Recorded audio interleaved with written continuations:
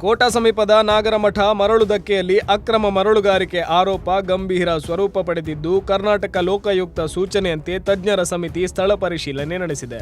ಬಾರಕೂರು ಸಮೀಪದ ಹೊಸಾಳ ಗ್ರಾಮದ ಸೀತಾ ನದಿ ವ್ಯಾಪ್ತಿಯಲ್ಲಿ ಕಾನೂನು ಉಲ್ಲಂಘನೆ ಹಾಗೂ ಪರಿಸರ ಹಾನಿಯಾಗುವ ರೀತಿಯಲ್ಲಿ ಮರಳುಗಾರಿಕೆ ನಡೆಯುತ್ತಿದೆ ಎಂದು ಸ್ಥಳೀಯರು ಲೋಕಾಯುಕ್ತಕ್ಕೆ ದೂರು ನೀಡಿದ್ದರು.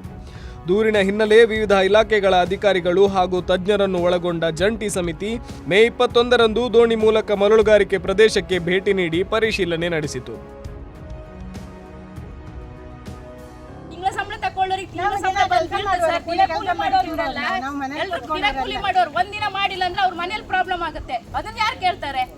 ಸಮಿತಿಯಲ್ಲಿ ಮಾಲಿನ್ಯ ನಿಯಂತ್ರಣ ಮಂಡಳಿ, ಸಣ್ಣ ನೀರಾವರಿ, ಅರಣ್ಯ, ಭೂದಾಖಲೆ ಇಲಾಖಾ ಅಧಿಕಾರಿಗಳು, ಸುರತ್ಕಲ್ ಇಂಜಿನಿಯರಿಂಗ್ ಕಾಲೇಜಿನ ತಜ್ಞರು ಹಾಗೂ ಲೋಕಾಯುಕ್ತ ಅಧಿಕಾರಿಗಳು ಭಾಗಿಯಾಗಿದ್ದರು.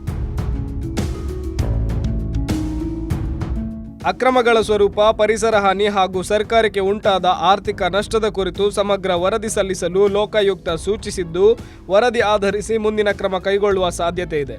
ನಾಗರಮಠ ಮರಳು ಧಕ್ಕೆ ಅಕ್ರಮ ಚಟುವಟಿಕೆಗಳ ವಿರುದ್ಧ ಕಠಿಣ ಕ್ರಮಕ್ಕೆ ಸಾರ್ವಜನಿಕರು ಆಗ್ರಹಿಸಿದ್ದಾರೆ.